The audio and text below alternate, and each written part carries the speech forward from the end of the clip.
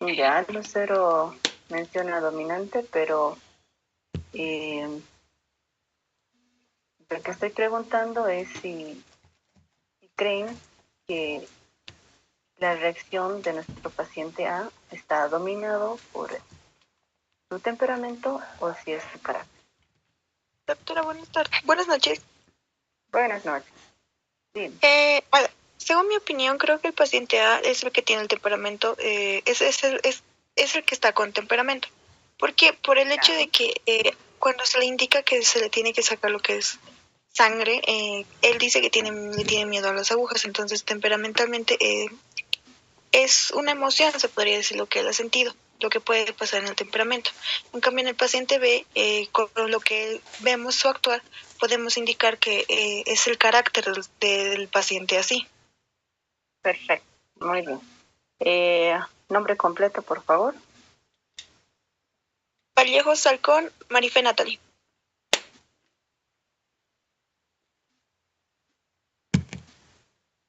Perfecto, muy bien. Un punto extra entonces. Bueno, sí, es como dice su compañera, el paciente A está presentando una respuesta neurobiológica innata, automática, del sistema nervioso. Está presentando miedo, un miedo instintivo, sudoración, una respuesta entre lucha y huida a una amenaza que nosotros le acabamos de dar. En cambio, el paciente B muestra un patrón ya aprendido de autorregulación, valores y manejos. En este caso, obviamente, ya es más de autoridad, ¿no es así? Es una defensa a través del control y obviamente nos está exigiendo a nosotros. Bueno, vamos a continuar.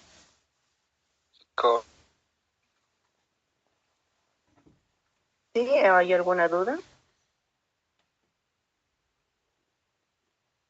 Bueno, vamos a continuar.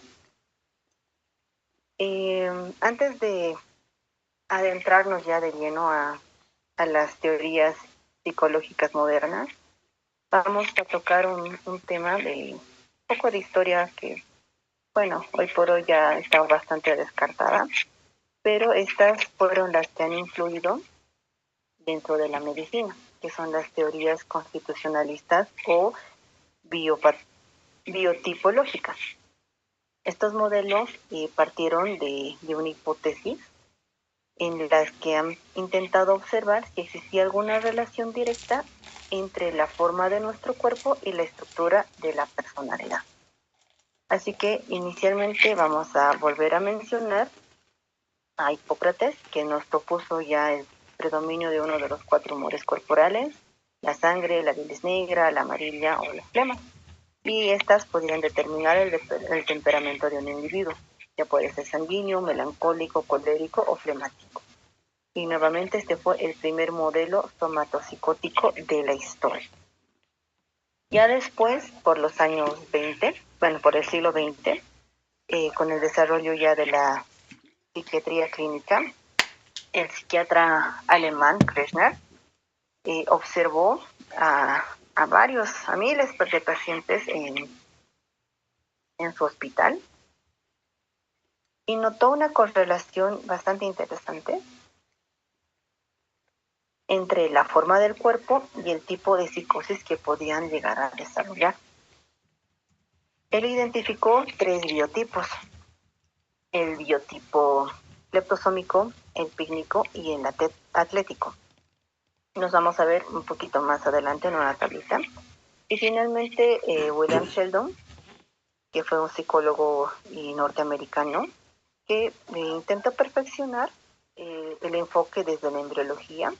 Y Sheldon planteó que según la capa germinal embrionaria que predomine en el desarrollo, se formaba un, un somatotipo en específico. Aquí está la tablita. Nuevamente, volvemos con Krishner. Krishner describió tres biotipos: el leptosómico, el pícnico y el atlético. El leptosómico o asténico estaba relacionado a personas delgadas, de tórax estrecho y extremidades largas. En estos pacientes, Kretschmer observó que solían tener un carácter esquizotímico. Ojo, dije esquizotímico, no esquizotípico. Y estas eran introvertidas, reservadas, tímidas, reflexivas.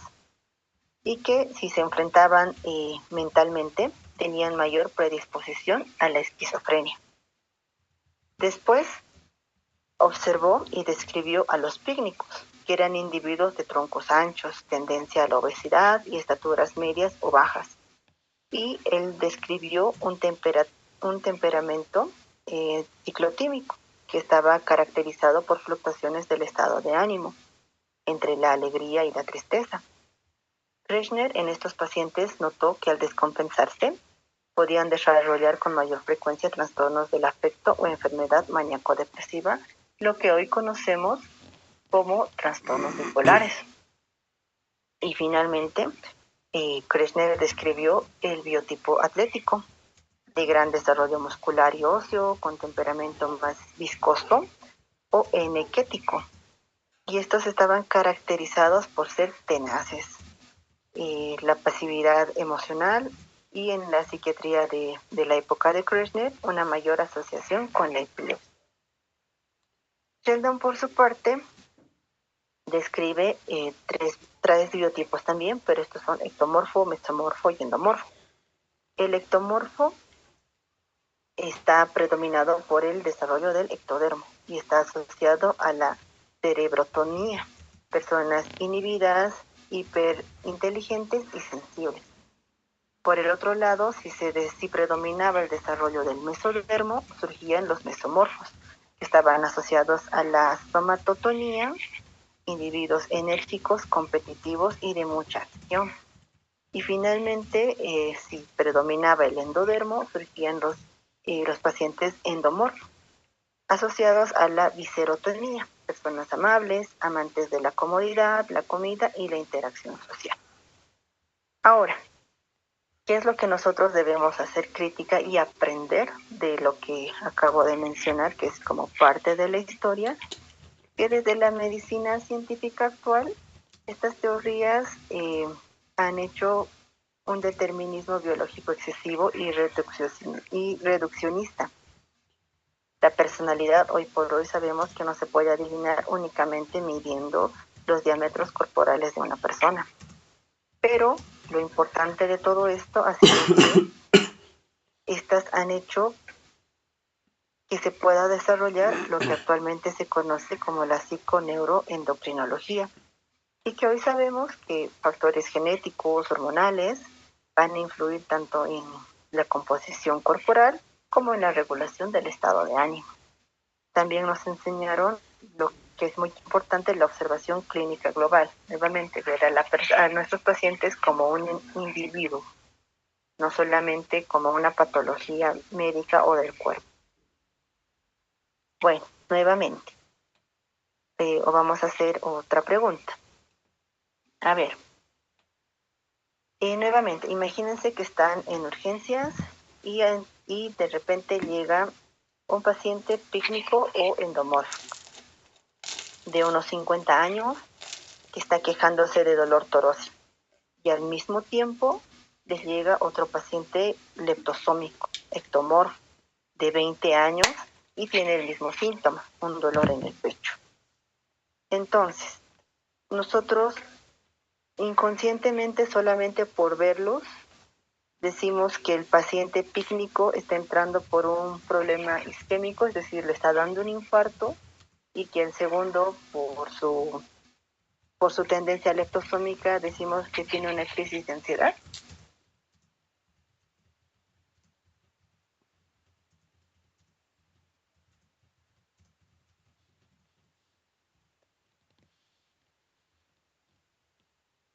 ¿Qué dicen? ¿Nos quedamos con esa idea únicamente de biotipos? ¿Le decimos al delgadito que lo tiene que ver el psiquiatra o el psicólogo? Bueno, doctora, al principio creo que todos pensaríamos que lo mismo que usted dijo, porque es como algo instintivo ya.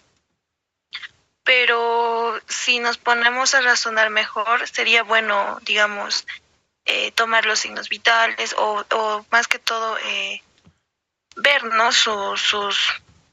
Su historia clínica, podría decir, pero instintivamente al inicio sí pensaríamos lo que usted indicó. Muy bien. Gracias. Vallejos, ¿verdad? Doctora. Perfecto.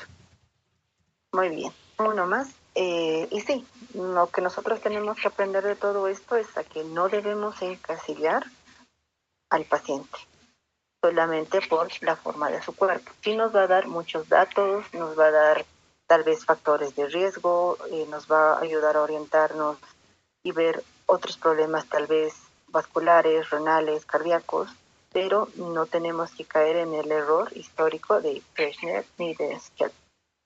Muy bien. Vamos a continuar ya como tal a las teorías de la personalidad desde su dinámica interna y la experiencia subjetiva del individuo. Vamos a comenzar con la teoría psicoanalítica de Sigmund Freud. Para el psicoanálisis, la personalidad no es algo estático, como ya lo había mencionado, sino es el resultado del equilibrio o un conflicto dinámico entre tres instancias, que ya, si no me equivoco, ya lo han visto esto en el anterior rote, que son el ello, el superyo y el yo. El ello son nuestros impulsos biológicos primarios. El superyo es la conciencia moral y las reglas aprendidas. Y el yo es el mediador con la realidad. ¿Por qué nos es importante esto? Porque cuando una persona llega a recibir un diagnóstico muy grave, su yo se va a sentir amenazado. Y aquí es cuando aparecen los conflictos que se pueden mostrar como la resistencia al tratamiento o, qué sé yo, que el paciente empiece a tener conductas más infantiles, no apropiadas para su edad. Después tenemos la teoría del apego de John Bowlby. John Bowlby partió, sí, de un tema de psicoanálisis, pero fue ahondando ya más en una biología evolutiva. Y él planteó que los seres humanos nacemos con un sistema motivacional enfocado en buscar una figura de apego para que podamos subsistir. Y es aquí donde nuestros cuidadores responden en la infancia y generan modelos operativos. Y estos van a formar el núcleo de nuestra personalidad ya como adultos. Dentro de la práctica médica, el diagnóstico de una enfermedad actúa como el activador de los sistemas de apego. John Bowlby describe 4 tipos de apegos. El apego seguro, el ansioso o preocupado, el evitativo y el desorganizado, que lo vamos a ver en una tabla para que puedan recordarlo con mayor facilidad.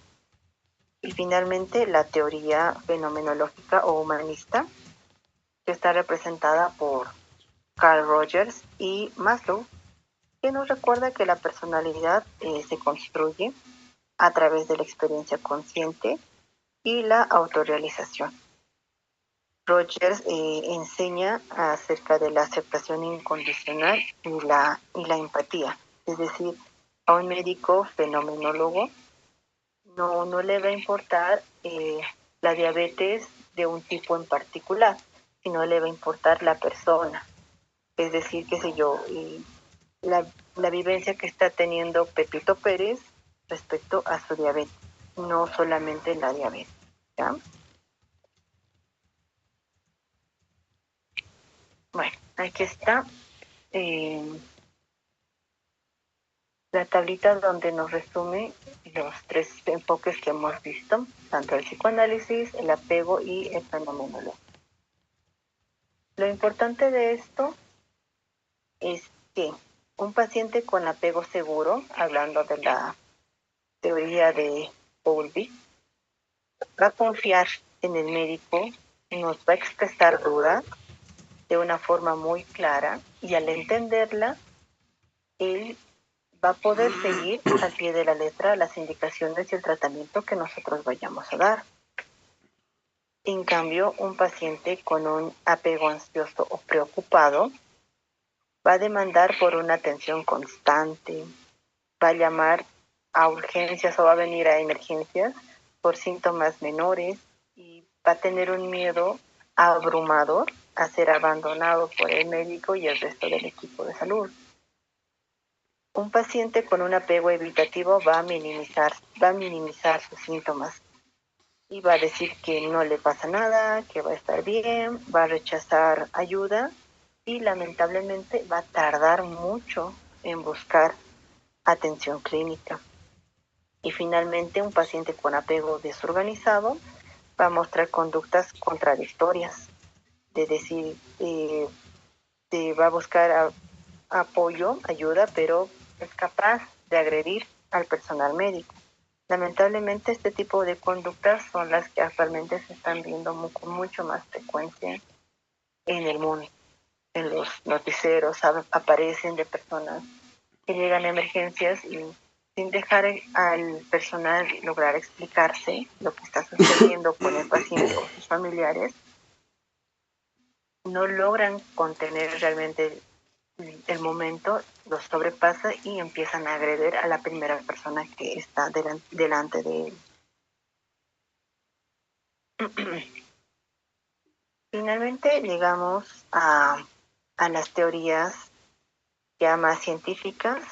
Estas tienen ya un mayor respaldo empírico, en psiquiatría y dentro de la psicología médica. Vamos a ser bastante concisos porque sí es bastante pesado. Primero tenemos la teoría de los rasgos. Un rasgo es una predisposición permanente a responder de cierta manera. Alport fue el pionero en categorizarlos en cardinales, centrales y secundarios. Posteriormente, Raymond Cattell utiliza ya estadísticas para reducir la personalidad a 16 factores fundamentales. Eso es lo que tienen que recordar.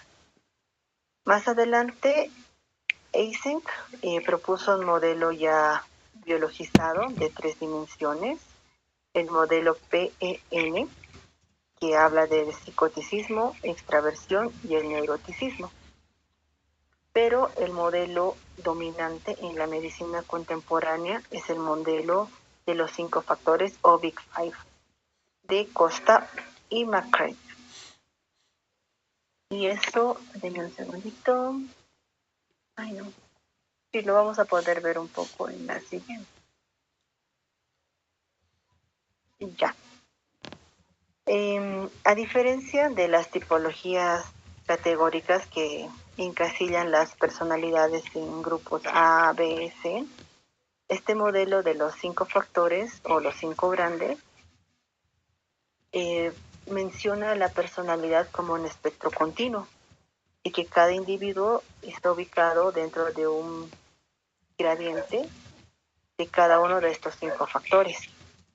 Se tienen que acordar del memón técnico Ocean, esto está en inglés, donde la O significa openness to experience o apertura a la experiencia, es el grado de una persona en la que es curiosa, creativa, imaginativa y abierta a nuevas ideas.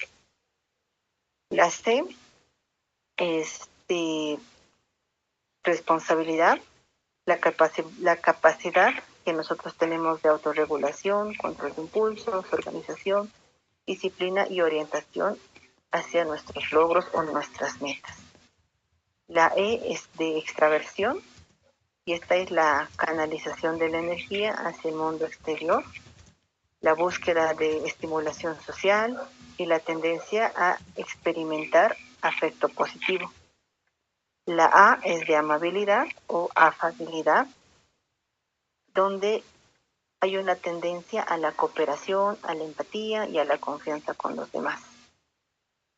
La N es de neuroticismo y esto va en la tendencia a experimentar emociones negativas, como ser la ansiedad, la rabia, la depresión, muchas veces la vulnerabilidad al estrés.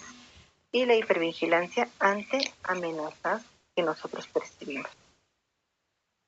Finalmente, la teoría biologicista moderna de Cloninger y Gray traduce el temperamento a la neurobiología.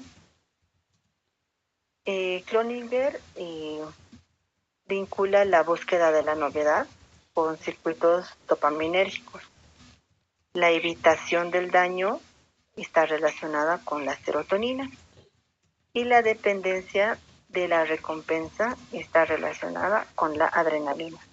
¿Por qué esto nos es importante? Porque de esta forma nosotros vamos a poder dar un tratamiento preciso si nosotros reconocemos qué neurotransmisores están siendo afectados dentro de la expresión de la conducta de la personalidad. Las teorías conductistas y sociocognitivas de Skinner, Watson y finalmente de Bandura aportan un concepto vital a la medicina, que es la autoeficacia. La autoeficacia es la convicción que tiene el paciente de que es capaz de realizar una conducta necesaria para mejorar su salud. El ejemplo más claro de esto es un paciente con diabetes que es autosuficiente y ya es capaz de entender que la insulina es vital para él. Otro de, de cambiar rutinas, la dieta, hacer más ejercicio. Si un paciente tiene baja autoeficacia, aunque pueda entender la prescripción médica, no va a llevar a cabo las indicaciones que nosotros le vayamos a dar y por ende va a llegar a cabo.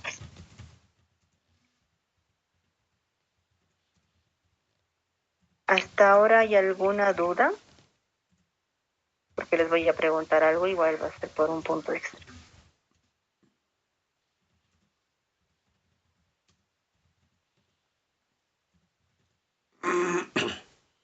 Ya. A ver, les voy a poner una frase de un paciente y vamos a intentar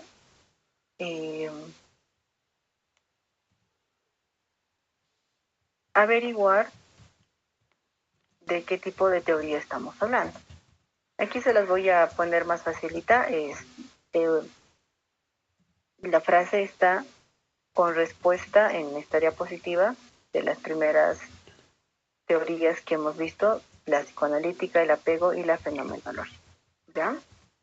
A ver, viene un paciente y le dice, doctor, no vine a mi control porque cuando pienso que usted me va a inyectar mi medicamento, me acuerdo de cómo es que mi papá me castigaba de niño y me congelo y no puedo hacer nada. ¿Qué teoría creen que se está aplicando en la frase que acabo de decir?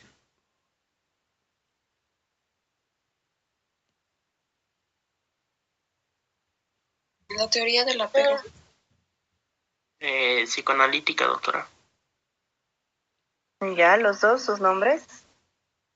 Usquiano, Urquiza, María Fernanda. Alexander Manzano Vargas, doctora.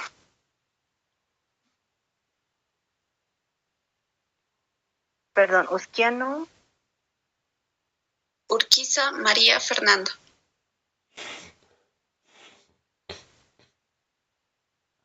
Perfecto, muy bien. Ambos están en lo correcto.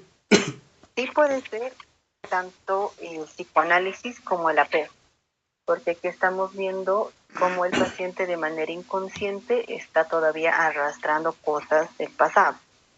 Y eso es lo que habíamos explicado en la teoría de Sigmund Freud.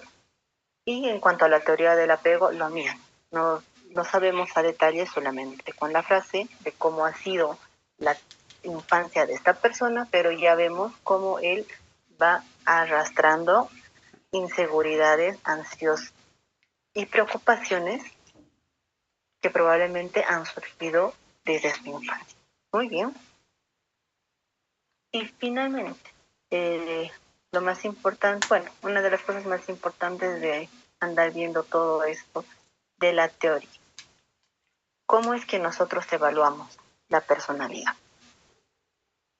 Como médicos, no siempre vamos a aplicar un test psicométrico, porque para empezar estos son muy largos, de más o menos 1 a 2 horas, pero necesitamos saber qué herramientas existen, cómo funcionan y qué información nos van a aportar para la observación clínica de manera inmediata. La evaluación de la personalidad tiene 3 pilares fundamentales. Y el primero y el más importante para cualquier médico general es la entrevista clínica. Durante la anamnesis tenemos que recabar síntomas físicos, observar cómo el paciente entra, si nos da, qué sé yo, la mano, si mantiene contacto visual, si lo evita, cómo tolera la espera, si minimiza o exagera alguna de sus dolencias, cómo reacciona cuando nosotros establecemos algún límite, cómo indicamos tratamiento. La entrevista es la herramienta de evaluación en tiempo real por excelencia. Ya, nuevamente, nosotros evaluamos absolutamente todo. Y desde el inicio, además de las cosas que ya he mencionado, es importante que nosotros evaluemos cómo está el paciente. ¿Estará bien vestido? ¿Estará peinado? ¿Estará maquillado o maquillada? ¿Estará aseado? No hacemos juicios de valor, no nos importa que el paciente esté entrando con un traje de gala, con un vestido, con ropa fosforescente. No hacemos juicios de valor, pero esto ya nos va a guiar para hacer otros diagnósticos. Después, el segundo pilar son las técnicas objetivas o estructuradas. Estos son los inventarios y cuestionarios que ya están actualmente estandarizados, donde el paciente ya tiene que responder a un conjunto de preguntas básicamente que son cerradas, que pueden ser verdaderos o falsos, o escalas del 1 al 5, qué sé yo, si está menos de acuerdo o más de acuerdo. El ejemplo más clásico dentro de las técnicas objetivas es el MMPI, que es el Inventario Multifásico de Personalidad de Minnesota. Este está ampliamente utilizado para poder detectar alguna psicopatología. Otro que igual es muy relevante es el NEOPIR, que mide de forma precisa los 5 grandes factores que ya habíamos visto antes, ¿no es así? También está el inventario multiaxial, el Milion, diseñado específicamente para evaluar estilos y trastornos de personalidad que están plenamente descritos dentro de ellos. ¿Y cuál es la ventaja de estas técnicas objetivas? Pues que arrojan puntuajes estandarizados. Son difíciles de sesgar por el evaluador y tienen un alto respaldo estadístico. Finalmente, el tercer pilar de las evaluaciones son las técnicas proyectivas o no estructuradas. Estas surgen básicamente como tradición del psicoanálisis y se basan en hipótesis proyectivas ante estímulos ambiguos y poco estructurados. Muchas veces un sujeto involuntariamente proyecta sobre él sus necesidades, temores o conflictos. Entre los más icónicos y que alguna vez los han debido ver, tal vez no sabían cómo se llamaban, está el test de Rorschach, que son las láminas que vienen con manchas de tinta, el test de apercepción temática o TAPT, en donde el paciente inventa historias a partir de imágenes dramáticas que el evaluador le va dando, y otras pruebas gráficas como, qué sé yo, el test de la persona bajo la lluvia, que es muy usado para medir el nivel de tolerancia al estrés y las defensas ante la tormenta. ¿Ya? Bien. En este punto, entonces, ¿qué es lo que nos importa dentro de nuestra práctica? Es que las técnicas objetivas nos dan como que una fotografía de los rasgos de personalidad de nuestro paciente. y son bastante útiles para que nosotros podamos predecir conductas como la adherencia o el riesgo somático. En cambio, las técnicas proyectivas nos dan más una radiografía dinámica, por así decirlo, del mundo interno e inconsciente del paciente. No se califican con una plantilla numérica, sino con un análisis cualitativo y profundo, pero esto requiere obviamente entrenamiento especializado, por eso generalmente lo hacen los psicólogos. ¿Ya?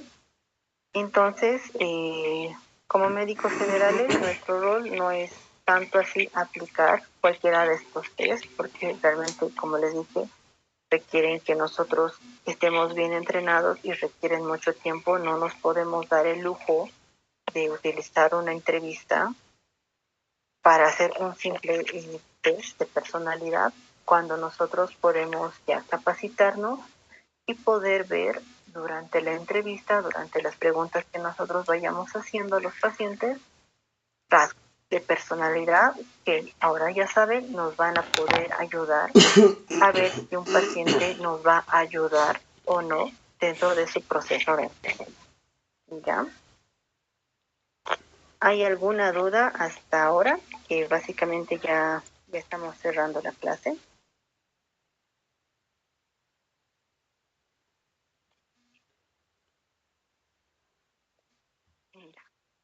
Entonces, esto es bastante fácil. Es para que se acuerden acerca de esta última parte. Digamos, yo me voy al hospital, tengo a mi paciente internado y de la nada le digo que me dibuje una persona bajo la luz. Y mi paciente agarra y me dibuja así una persona bien chiquitita en la esquina de todo el papel que yo le voy a dar. ¿Le puedo decir a mi paciente solamente con ese dibujo que él tiene un trastorno de personalidad?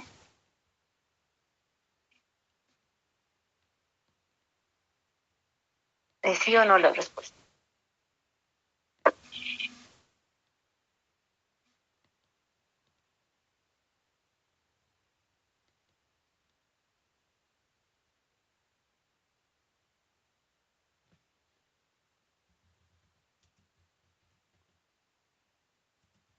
No, doctora.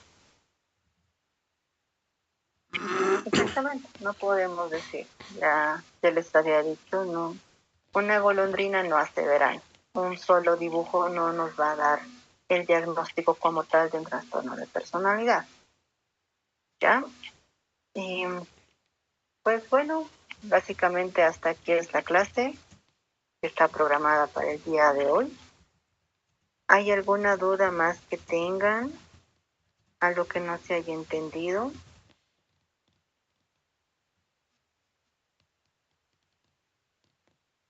Muchas de las cosas que suelen preguntar ustedes dentro de esto es sobre el tema de sus personalidades propias de ustedes. Sí, es bastante fácil poder saber qué rasgos tienen, pero aquí es muy importante y va a ser algo de lo que se tiene que hablar probablemente en clases posteriores, tal vez ya como en la práctica. Tener personalidad o rasgos de personalidad no implica que nosotros o cualquier otra persona tenga un trastorno de personalidad. Un trastorno de personalidad ya implica que algo no está funcionando bien y que esta persona ya no puede funcionar adecuadamente dentro de la sociedad. Obviamente esto tiene mucho que ver dependiendo de los rasgos que están siendo los afectados y que se están mostrando y obviamente están causando problemas a diferentes niveles de esta persona. ¿Algo más? ¿Alguna duda? ¿Algo que no haya quedado claro?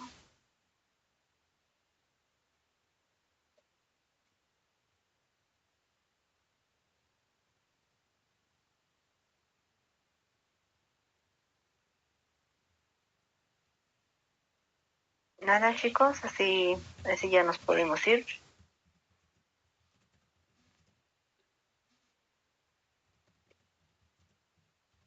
Listo. Muy bien. Entonces, si están en mis grupos, voy a anotar sus puntos y si no, le voy a decir a la doctora Arce que también los tenga en cuenta. Y nada más, nos vemos, que tengan un buen fin de semana, chicos. Adiós. Doctora, hasta luego, Doc. Hasta la próxima.